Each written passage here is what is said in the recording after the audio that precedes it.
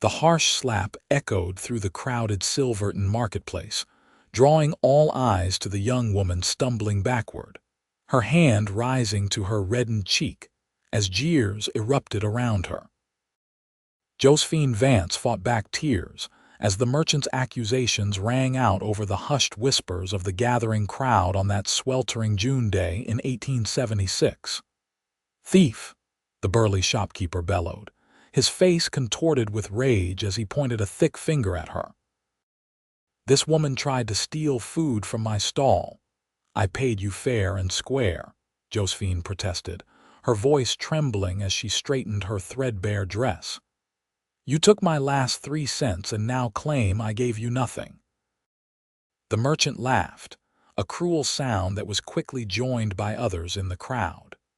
"A woman alone with no man to vouch for her word against mine. Who do you think these good people will believe, Miss Vance?" Josephine felt the weight of dozens of judgmental stares boring into her. 6 months in Silverton had done little to endear her to the townsfolk. As a woman who had arrived alone, rumors about her past spread like wildfire through the small Colorado mining town. Some whispered she was a fallen woman from a bordello back east. Others claimed she was running from the law. None bothered to learn the truth. "Look at her clothes," a woman hissed from behind a lace handkerchief. "Probably hasn't a penny to her name." "Heard she lives in that shamble of a cabin outside town," another added. "No decent woman lives alone unless she's hiding something." The merchant stepped closer, emboldened by the crowd's support. "Empty your pockets, girl, or I'll call the sheriff." Josephine's face burned with humiliation. She had indeed paid for the small loaf of bread and wedge of cheese, the first real food she would have had in days, but the merchant had pocketed her coins when no one was looking. Now he sought to make a spectacle of her, knowing no one would take her side. "I said empty." The merchant's words died in his throat as a tall shadow fell across them both. "Is there a problem here?"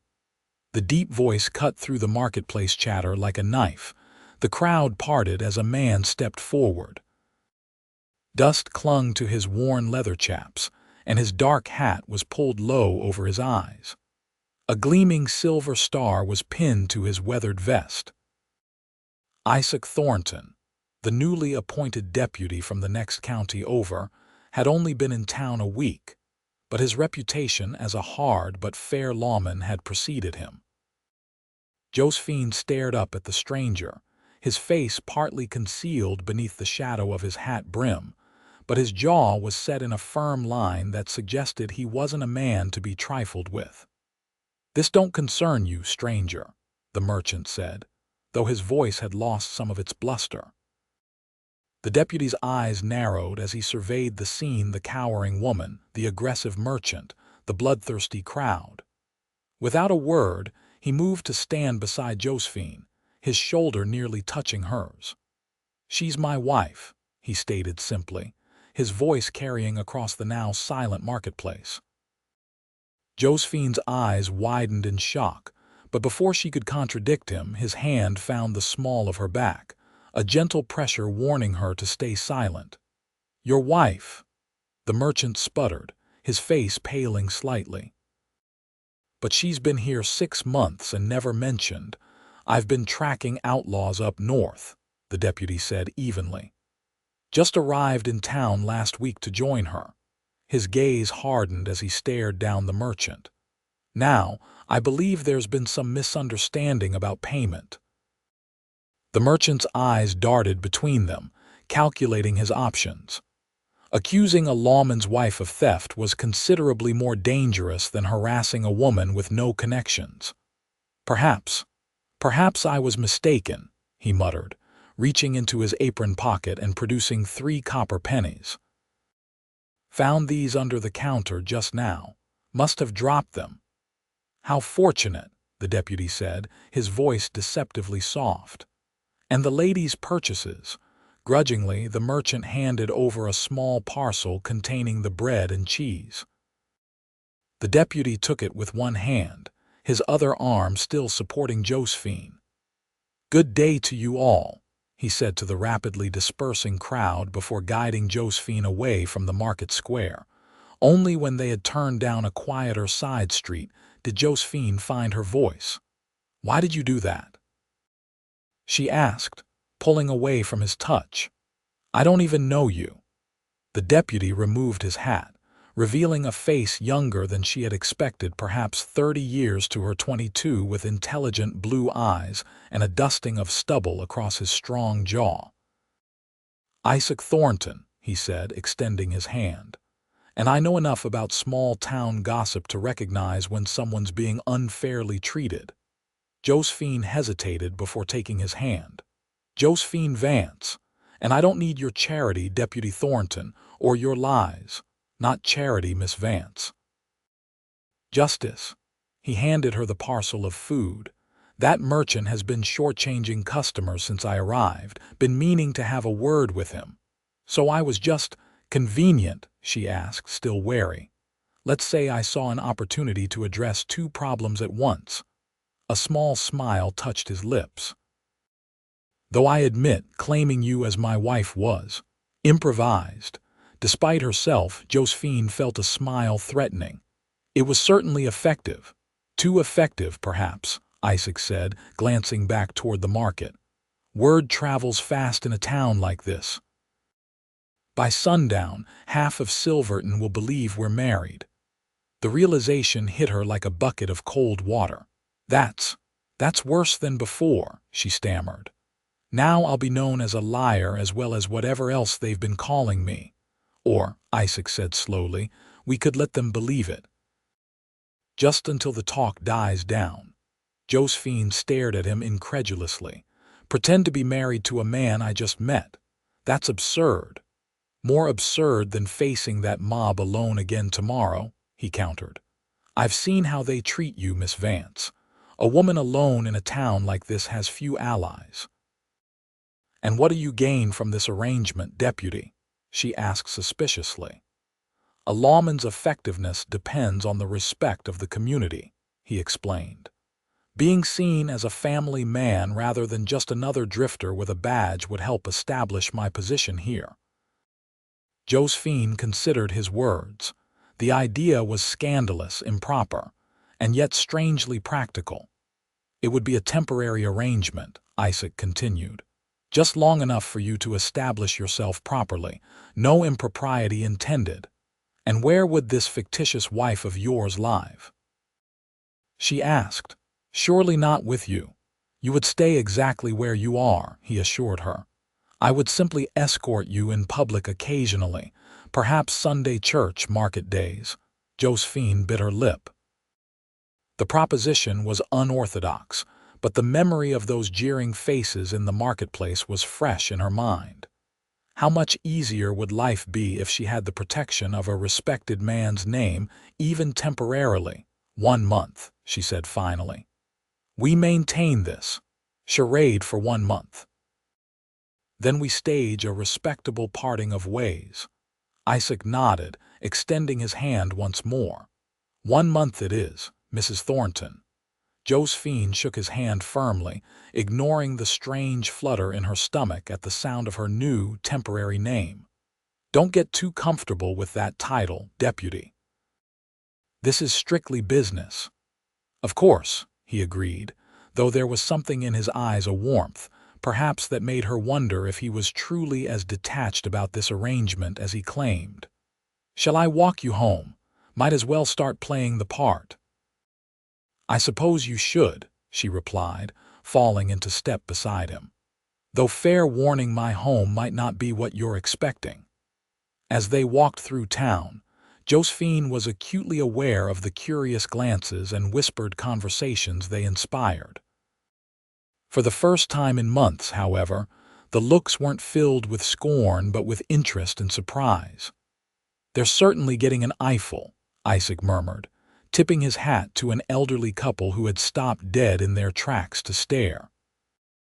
"If you're having second thoughts, now would be the time to voice them," Josephine replied, keeping her smile fixed in place.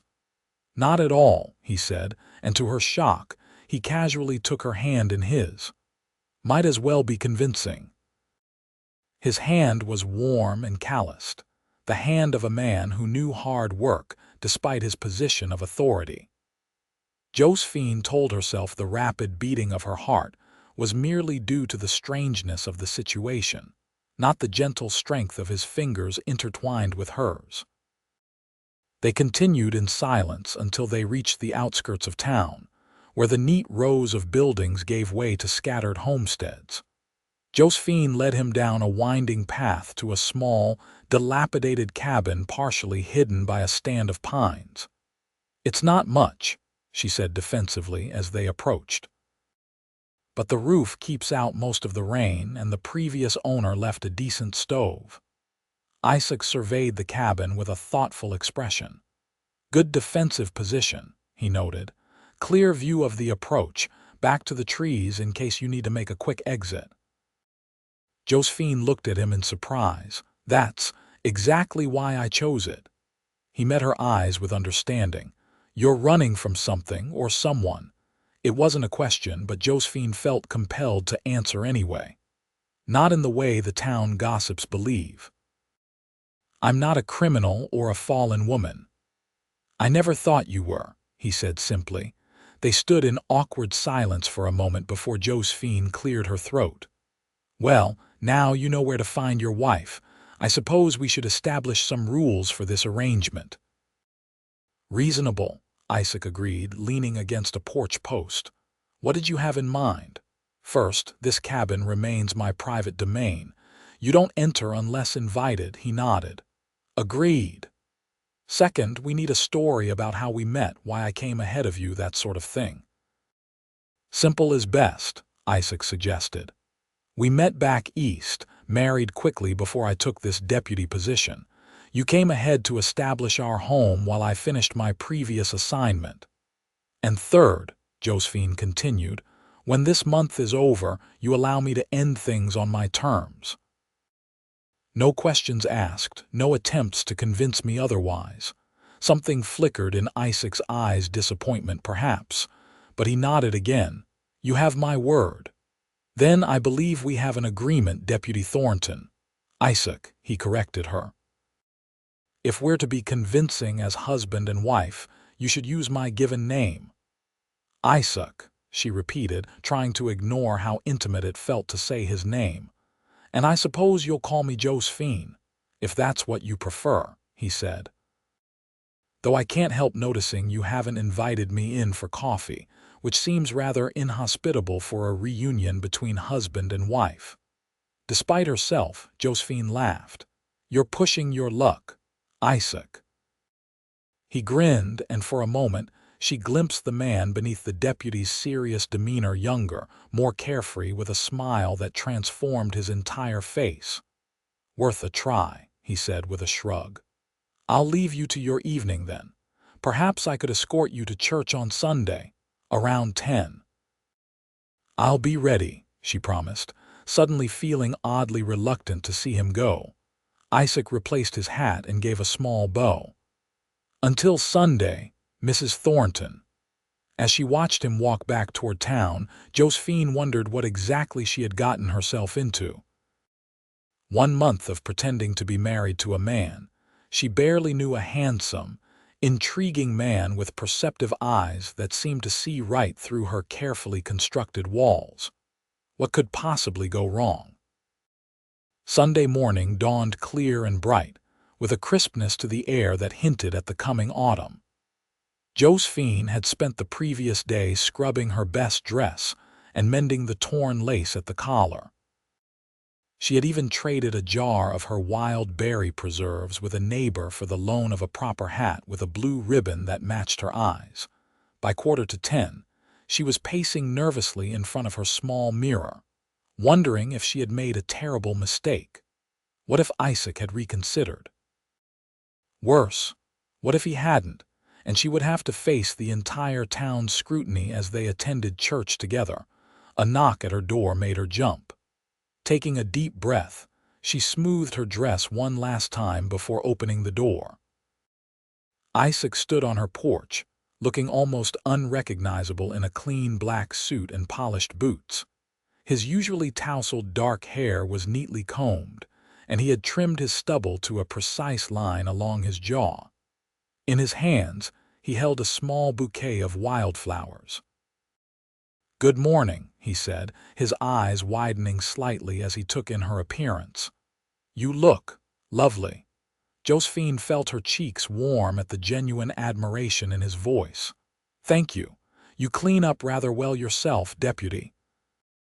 "For you," he said, handing her the flowers with an almost boyish nervousness. "I thought it might seem strange if a husband didn't bring his wife something after a long separation." "They're beautiful," she murmured, genuinely touched by the gesture. She quickly found a jar to use as a vase, arranging the colorful blooms on her small table. "Shall we?" Isaac offered his arm, and after a moment's hesitation, Josephine took it. The walk to the white clapboard church in the center of town felt like running a gauntlet. Every porch they passed seemed to have someone on it, watching their progress with undisguised interest. Josephine held her head high, though her fingers tightened on Isaac's arm. "You're doing fine," he whispered, covering her hand with his.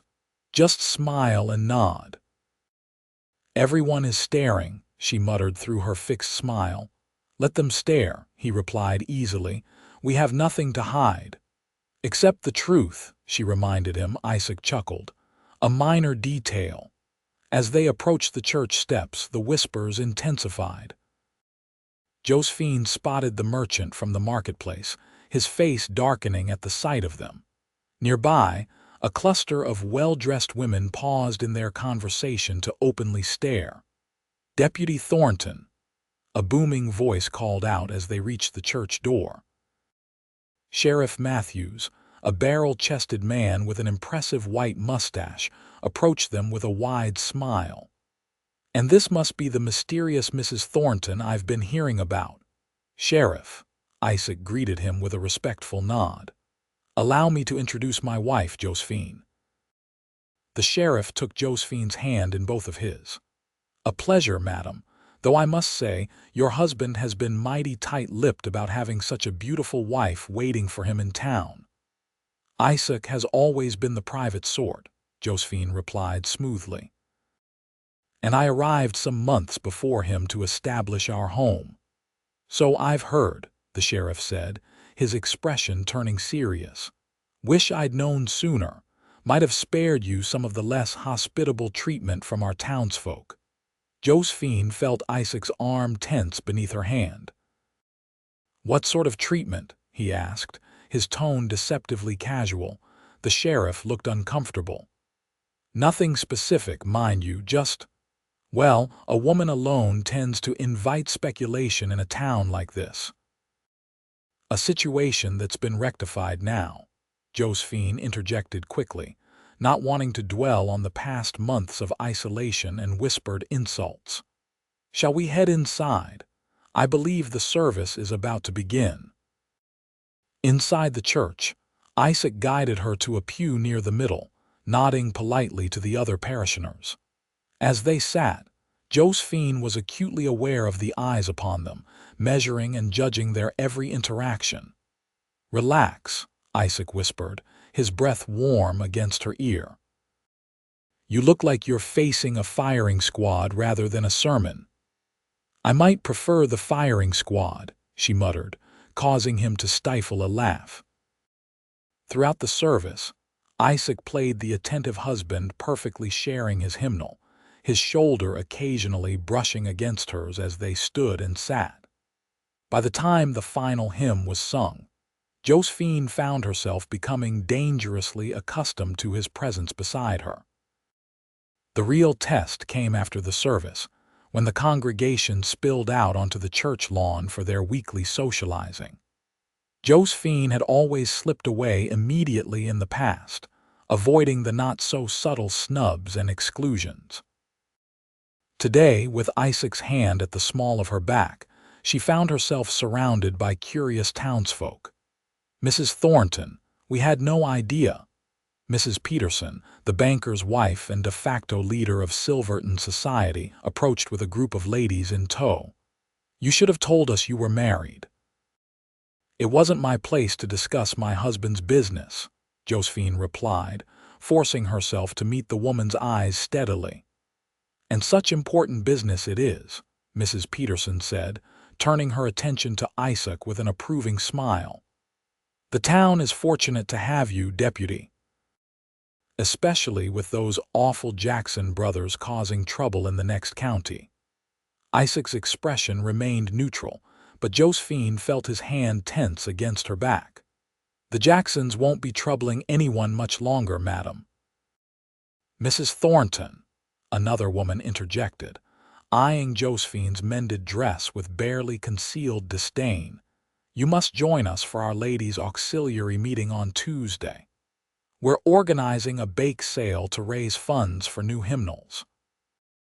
Before Josephine could formulate a polite refusal, Isaac spoke up. "My wife is an excellent baker. Her apple pie won first prize at the county fair back east." Josephine shot him a look of surprised betrayal. She had never baked an apple pie in her life. "Is that so?" Mrs. Peterson's eyebrows rose with interest. "Then we shall certainly expect a pie from you on Tuesday, Mrs. Thornton." "I would be delighted," Josephine managed, already wondering how she would learn to bake a prize-winning pie in 2 days. As the women moved on to their next victim, Josephine hissed, "Apple pie? Really?" Isaac had the grace to look sheepish. "It seemed like a good idea at the time. Besides, I thought you'd want to be included in town activities." "I've spent 6 months being perfectly content with exclusion," she reminded him. "Now I have to learn to bake by Tuesday." "I could help," he offered. "My mother was renowned for her pies." Josephine stared at him. "You bake?"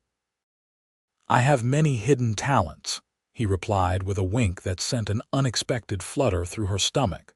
Before she could respond, they were approached by a tall, distinguished-looking man in an expensive suit. Mayor Rutherford extended his hand to Isaac. "Deputy Thornton, fine sermon today, wasn't it?" "Indeed, sir," Isaac agreed, shaking the mayor's hand firmly. "And Mrs. Thornton," the mayor continued, turning to Josephine with a smile that didn't quite reach his eyes. "What a surprise to learn of your marital status. You've been quite the mystery since arriving in our town." Something in his tone made Josephine uneasy. "Sometimes a woman values her privacy, Mayor Rutherford." Of course," he said dismissively. "Though privacy can often be mistaken for secrecy, wouldn't you agree?" Isaac stepped slightly closer to her.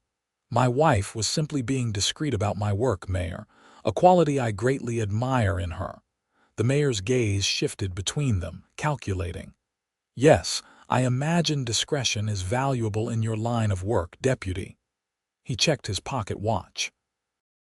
"If you'll excuse me, I'm expected for dinner at Judge Wilson's home. Mrs. Thornton, do convey my regards to your father when next you write.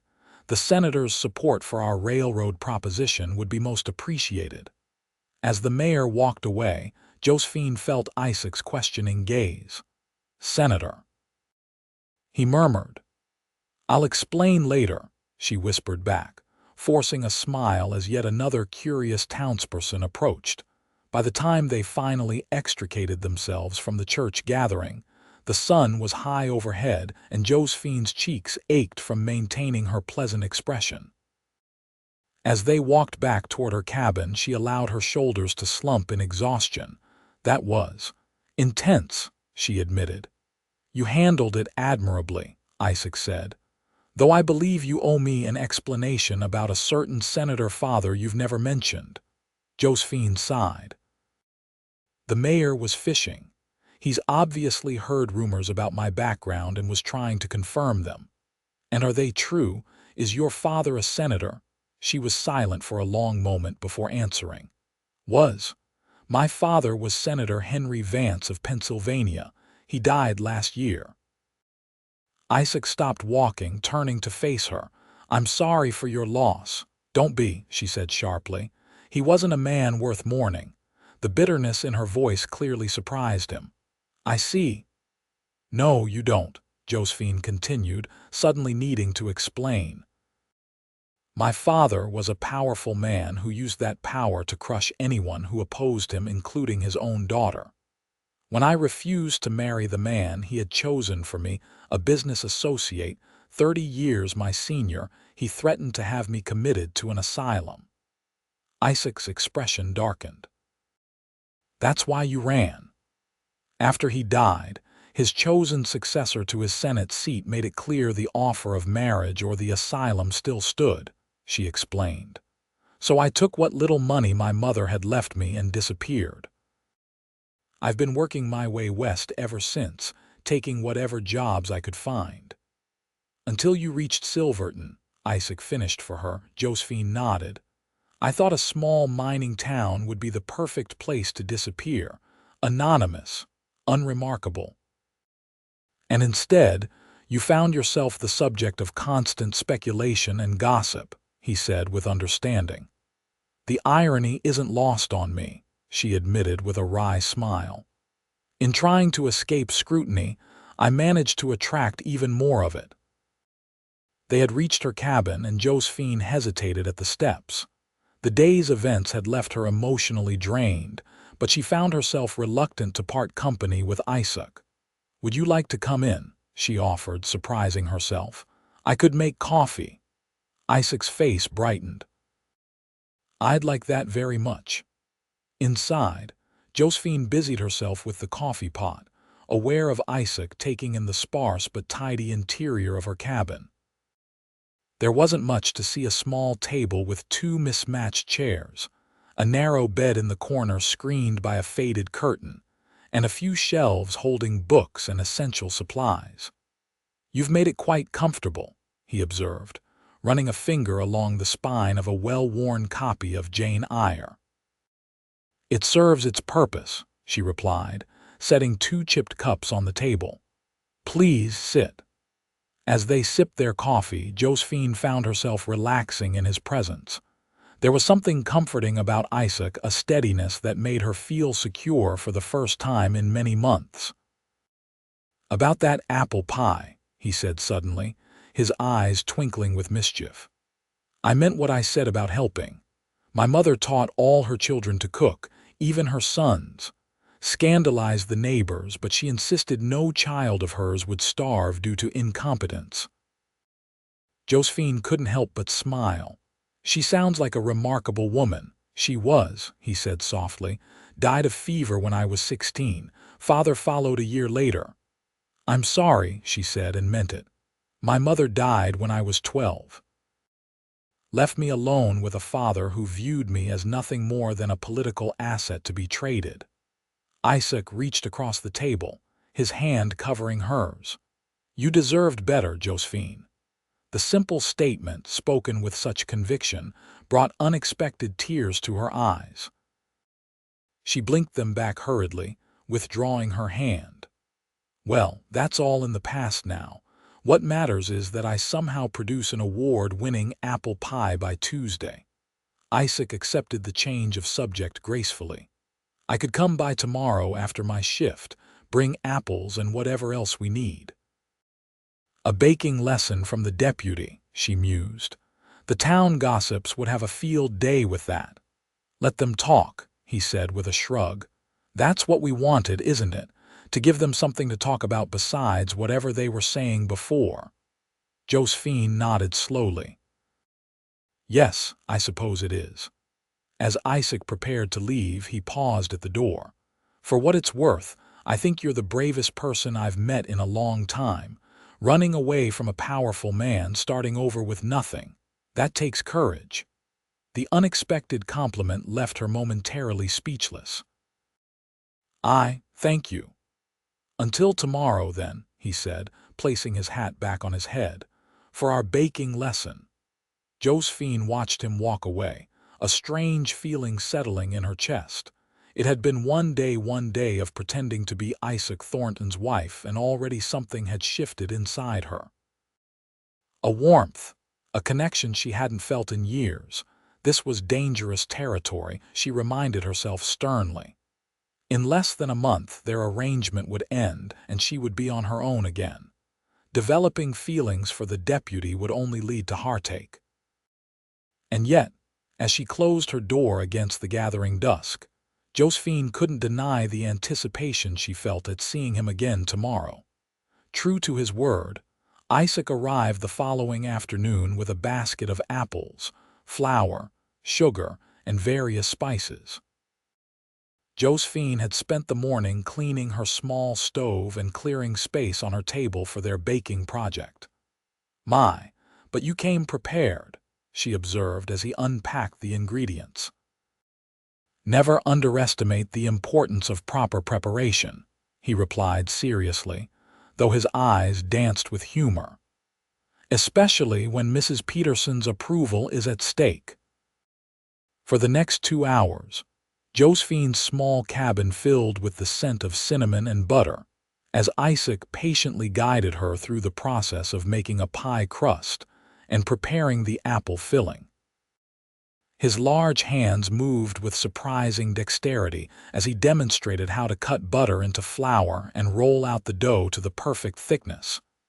"You really do know what you're doing," Josephine remarked as she watched him expertly crimp the edges of the crust. "Told you," he said with a grin. "Though I'm not sure my technique would win any prizes back east." "Then we'll simply have to claim it's a secret family recipe," she replied, matching his smile. As the pie baked, filling the cabin with its mouth-watering aroma, they sat at the table drinking coffee and talking. Isaac told her about growing up on a small farm in Ohio, about his 3 older sisters who had all married and moved away before their parents' deaths, about his journey west and his decision to pursue law enforcement. "What about you?" he asked eventually. What did little Josephine Vance dream of becoming before life intervened? She hesitated, unused to sharing her past with anyone. "I wanted to be a teacher," she admitted finally. "I even attended a women's college for a year before my father pulled me out. Said it was filling my head with inappropriate ideas, such as thinking for yourself," Isaac suggested dryly. "Precisely." She traced the rim of her coffee cup with her finger. "I still read whatever I can get my hands on. Books are the one luxury I allow myself." "I noticed your collection," he said, nodding toward her small bookshelf. "Quite eclectic. Dickens alongside scientific journals and poetry." "Knowledge is the one thing no one can take from you," she said softly. "Not your father, not society, not circumstances." "A philosophy I wholeheartedly endorse," Isaac agreed. He reached into his pocket and pulled out a small, leather-bound volume. "Which is why I brought you this. Thought you might enjoy it." Josephine accepted the book, running her fingers over the gold-embossed title. "Leaves of Grass" by Walt Whitman. "It's not exactly conventional poetry," Isaac explained, a slight flush coloring his neck. "Some find it controversial, but I thought you might appreciate his perspective on freedom and self-determination." Touched by the thoughtfulness of the gift, Josephine opened the book to a random page and read a few lines aloud. "I am larger, better than I thought. I did not know I held so much goodness." Her eyes met Isaac's across the table, and something passed between them, a moment of connection that transcended their pretend marriage and spoke to a deeper understanding. The moment was broken by the timer Isaac had set for the pie. As he carefully removed the golden-brown creation from the oven, Josephine found herself watching him with new eyes.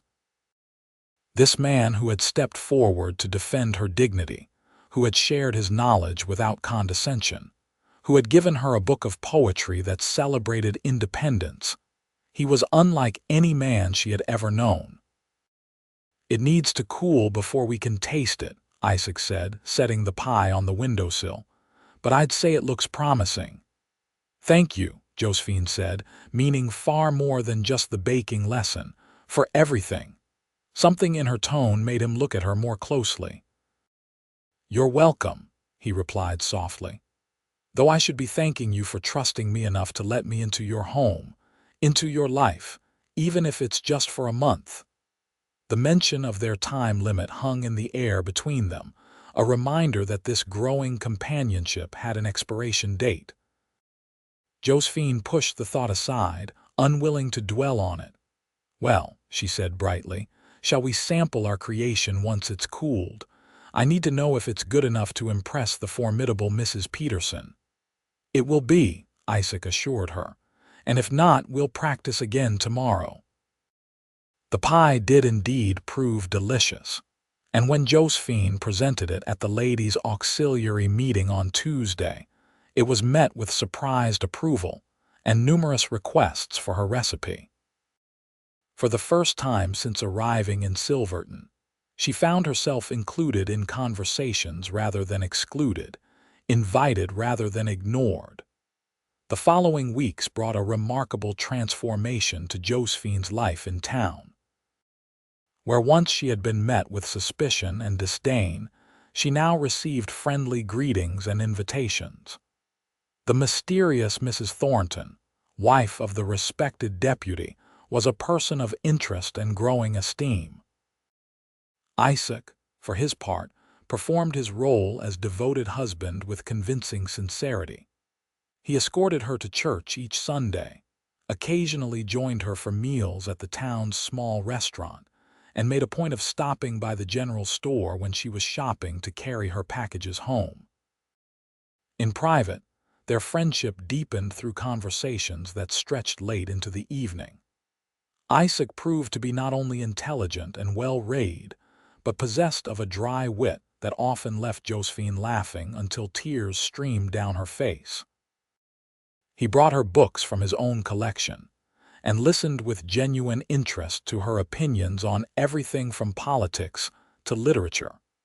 Despite her determination to maintain emotional distance, Josephine found herself increasingly drawn to the deputy. His kindness, his integrity, the way his eyes crinkled when he smiled, all of it combined to create a man who was becoming dangerously important to her. 2 weeks into their arrangement, Isaac appeared at her door looking troubled. "May I come in?" he asked, his usual easy manner replaced by tension. "Of course," Josephine replied, immediately concerned. "What's wrong?" He paced her small cabin, removing his hat and running a hand through his hair. "The Jackson brothers," he said finally. "They've been spotted near Miller's Creek, less than a day's ride from here." Josephine had heard whispers about the Jackson gang, 3 brothers who had robbed banks and stagecoaches across 2 territories, leaving a trail of bodies in their wake. "The sheriff is organizing a posse," Isaac continued. "We ride out tomorrow at dawn." A cold fear gripped Josephine's heart. "That's your job," she said, trying to keep her voice steady. "To pursue outlaws." "Yes." He met her eyes directly. "But I wanted you to hear it from me, not as town gossip, and I wanted to see you before I left." The implication that he might not return hung unspoken between them. Josephine swallowed hard against the sudden tightness in her throat. "How long will you be gone?" she asked. "A few days. A week at most." He hesitated, then added, "If we catch their trail quickly, it could be dangerous. The Jacksons don't surrender easily." Josephine moved to her small pantry, busying herself with gathering supplies to hide her growing distress.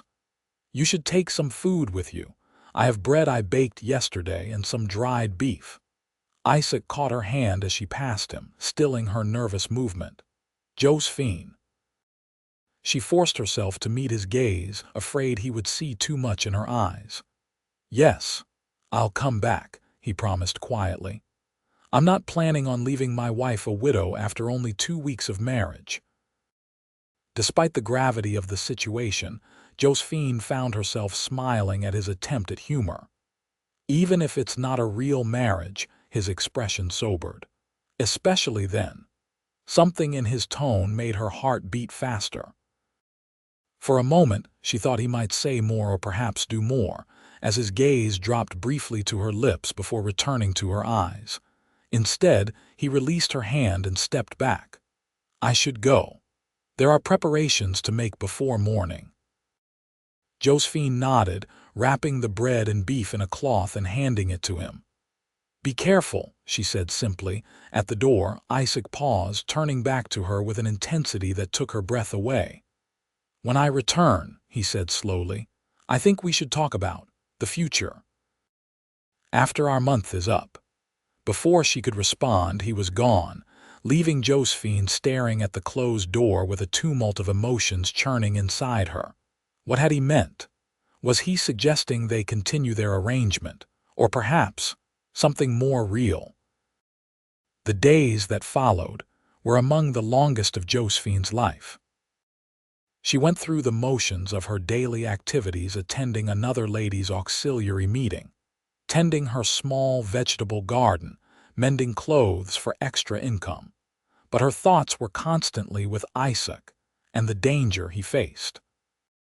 On the fourth day after the posse's departure, Josephine was returning from delivering mended shirts to the hotel when she noticed an unusual amount of activity in the town center. People were gathering, their expressions grave, and her heart froze at the sight. "What's happened?" she asked Mrs. Peterson, who was hurrying past. The woman's face softened with sympathy when she saw Josephine. "Oh, my dear, you haven't heard. The posse encountered the Jacksons yesterday. There was a shootout." The world seemed to tilt beneath Josephine's feet. "Isaac," she whispered, barely able to form the word. "They're bringing the wounded in now," Mrs. Peterson said, taking her arm. "Come, they'll be at the doctor's office." The next hour passed in a blur of fear and desperate prayer as Josephine waited outside the doctor's small clinic. 2 men had been killed in the confrontation, a rancher and one of the Jackson brothers. 4 others, including Sheriff Matthews, had been wounded. When the doctor finally emerged, wiping blood from his hands, Josephine could barely breathe as she waited for news. "Mrs. Thornton," he said, his face grave, "your husband took a bullet to the shoulder. He's lost a good deal of blood, but the bullet passed clean through. With proper care, he should recover fully." The relief was so overwhelming that Josephine's knees nearly buckled. "May I see him?" The doctor nodded. "Briefly. He's been asking for you." Inside the small examination room, Isaac lay on a narrow bed, his face pale against the white sheets, his left shoulder heavily bandaged. His eyes were closed, but they fluttered open as Josephine approached. "Josephine," he murmured, his voice weak but steady. "You're here." "Of course I'm here," she replied, taking his right hand in both of hers. "Where else would a wife be when her husband is injured?" A ghost of a smile touched his lips. "Always in character." "Hush," she scolded gently, fighting back tears. "Save your strength." "Not too bad," he assured her. "Doc says I'll live. Got the worst of the Jacksons, though. 2 dead, 1 captured. Sheriff took a bullet, too." "I heard." She squeezed his hand. "You're a hero, Deputy Thornton." "Not a hero," he said, his eyes drifting closed again. "Just doing my job." The doctor touched Josephine's shoulder. "He needs rest now. You can come back in the morning." Reluctantly, she released Isaac's hand. "I'll be back first thing," she promised. As she turned to leave, his voice stopped her. "Josephine." "Yes, glad you're my wife," he murmured, already half asleep from the laudanum the doctor had administered. "Even if it's just pretend." The words followed her all the way home, echoing in her mind as she paced her small cabin. The fear she had felt while waiting for news of Isaac, the overwhelming relief at finding him alive, these weren't the emotions of someone playing a part. Somewhere along the way, the line between pretense and reality had blurred. She was falling in love with Isaac Thornton. The realization should have terrified her. Instead, it settled over her with the certainty of a truth long known, but only now acknowledged. For the next week, Josephine divided her time between caring for Isaac at the doctor's office and maintaining their home.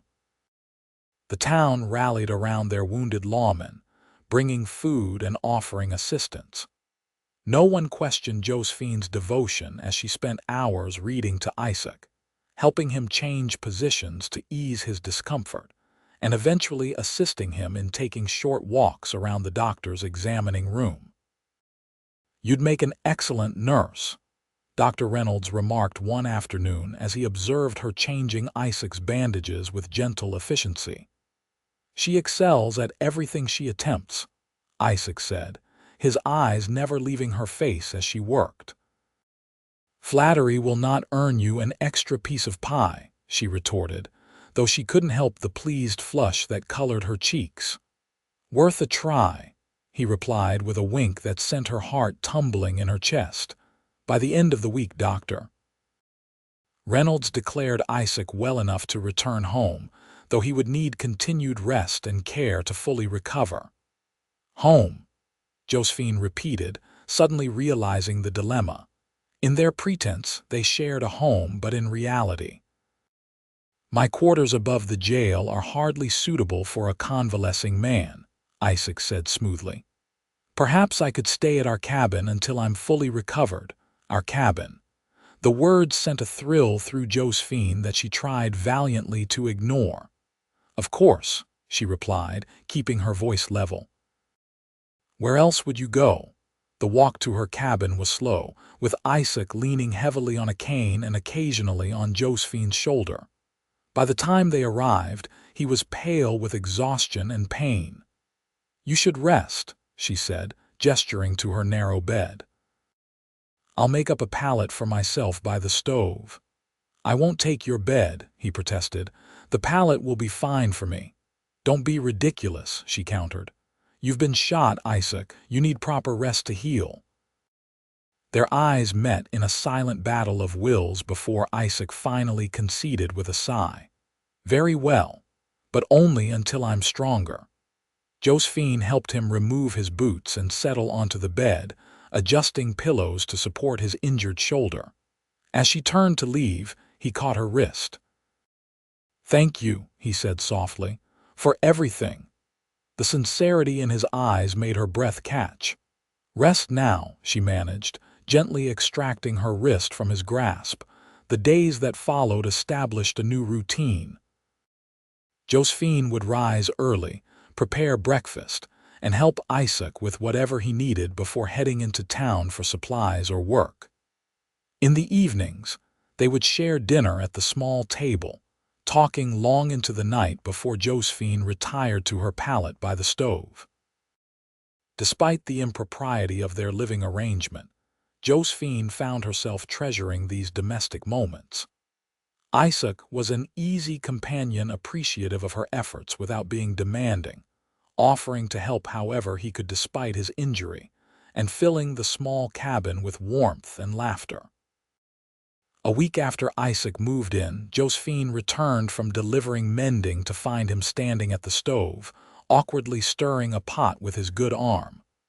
"What are you doing?" she demanded, setting down her basket. "You're supposed to be resting." "I was bored," he admitted with a sheepish smile. "And I thought you might appreciate coming home to a hot meal for once."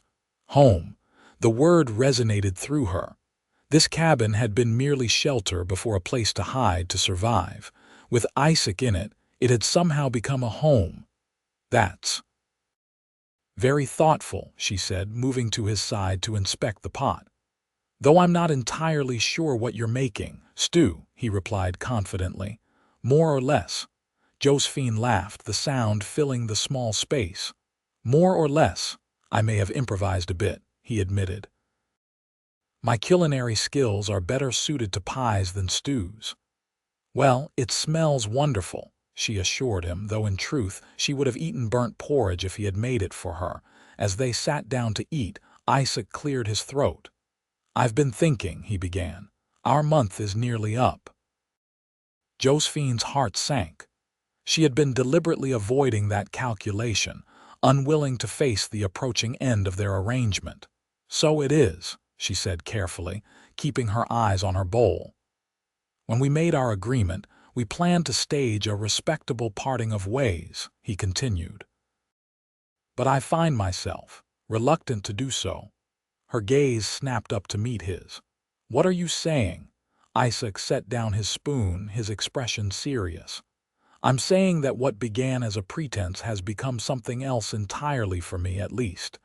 Josephine's pulse quickened. "Isaac, please," he interrupted gently. "Let me finish while I have the courage." He took a deep breath. "I never expected to feel this way when I claimed you as my wife that day in the marketplace. I was simply trying to help someone being treated unjustly. But these past weeks getting to know you, talking with you, sharing this space with you have shown me what a remarkable woman you are, Josephine. These circumstances," she began weakly, "they aren't real. Living together like this, sharing daily life, it creates a false sense of intimacy." "Does it?" he challenged. "Or does it simply reveal truths more quickly than conventional courtship would allow?" He reached across the table with his good hand, his fingers brushing hers. "I know your past, Josephine. I know why you ran, why you guard your independence so fiercely. I would never ask you to surrender that independence, but I am asking if you might consider a partnership, a real one." Josephine stared at him, her heart pounding so loudly she was certain he must hear it. "Are you proposing?"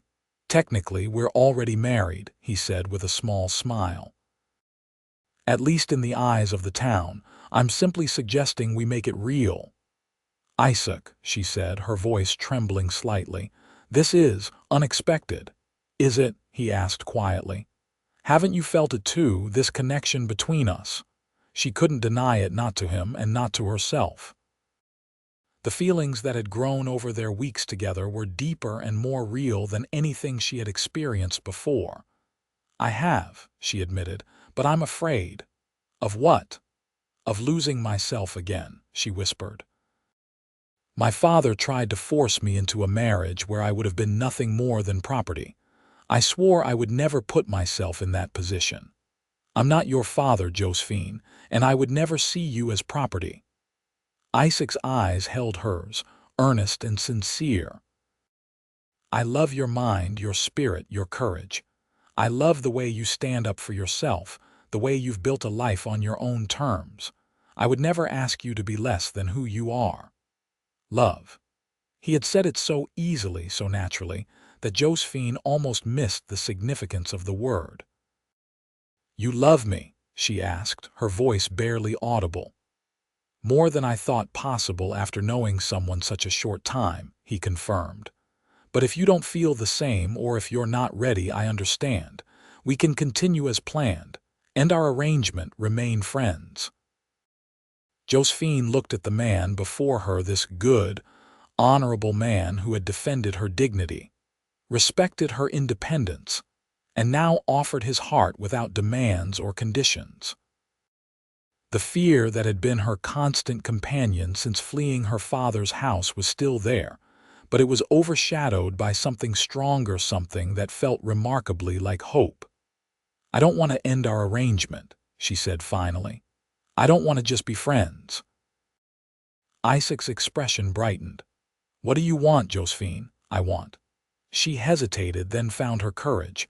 "I want to be your wife, your real wife, because I love you too, Isaac Thornton." The joy that spread across his face was like sunrise breaking over the mountains. He rose from his chair, moving around the table to kneel beside her despite his injury. "Are you certain?" he asked, taking both her hands in his. "I don't want you to feel pressured by our circumstances." "I've never been more certain of anything," she assured him. "Though I think we should be properly married by a preacher just to make it official." Isaac laughed, bringing her hands to his lips. "As you wish, Mrs. Thornton." "I'm not Mrs. Thornton yet," she reminded him with a smile. "A technicality," he murmured, rising slightly to close the distance between them. "May I kiss my future wife?" In answer, Josephine leaned forward, meeting his lips with hers in a kiss that felt like coming home. They were married 2 weeks later in the same church where they had first appeared as a couple. The town turned out in force for the ceremony, delighted by the romantic tale of the deputy who had come to Silverton to join his beloved wife after a long separation. Only Josephine and Isaac knew the truth that their love story had begun with a lie, but had transformed into something far more genuine than either could have imagined that day in the marketplace. As they exchanged vows, Josephine looked into Isaac's eyes and saw not the constraints she had feared for so long, but the freedom to be fully herself, loved and accepted for exactly who she was. "I now pronounce you man and wife," the preacher declared, though in their hearts they had been joined long before these official words were spoken. Later, as they danced at their small reception in the town hall, Isaac pulled her close and whispered, "No regrets, Mrs. Thornton." Josephine smiled up at her husband, her real husband, "Only that we wasted so much time pretending." "I don't consider it wasted," he replied thoughtfully. "That pretense gave us the space to discover what was real." "Always the philosopher," she teased, resting her head against his chest as they swayed to the music. "Always your philosopher," he corrected, pressing a kiss to her hair.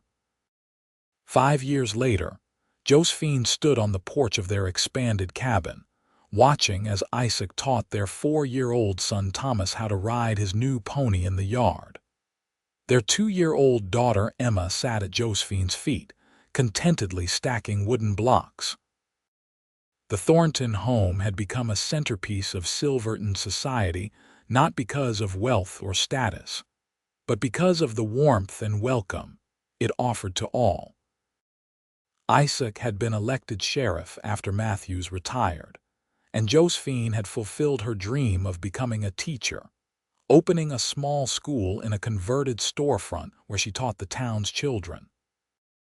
Their journey from strangers to pretend spouses to true partners had been unconventional, but as Josephine watched her husband lift their laughing son from the pony's back and spin him around, she couldn't imagine any other path that could have led to such happiness. "Mama, look," Thomas called, waving excitedly as Isaac set him back on the pony. "I see you, sweetheart," she called back, her heart full to bursting with love for her family. Later that evening, as they sat on the porch watching the sunset after the children were asleep, Isaac took her hand in his. "Do you ever think about that day in the marketplace?" he asked. "When I claimed you as my wife?" "Often," she admitted. "It was the most fortunate lie ever told." He chuckled, pulling her closer against his side. "I knew the moment I saw you standing there, dignified despite their cruelty, that you were someone extraordinary. And I thought you were merely a misguided knight-errant," she teased. "Little did I know you'd change my entire life." "We changed each other's lives," he corrected gently. "You taught me the meaning of courage, Josephine. You still do every day." She turned her face up to his, still marveling at how love could grow stronger with each passing year rather than diminishing. "I never thought I could have this," she confessed. "A home, a family, a husband who sees me as an equal." "You deserve nothing less," Isaac murmured, brushing his lips against hers. "And I intend to spend the rest of my life making sure you never forget it." As the last rays of sunlight painted the western sky in gold and crimson, Josephine Thornton gave thanks for that fateful day when a stranger had stood beside her in the marketplace and claimed her as his wife. What had begun as pretense had blossomed into a love more real and enduring than she had ever dared to dream possible. In finding each other, they had both found home,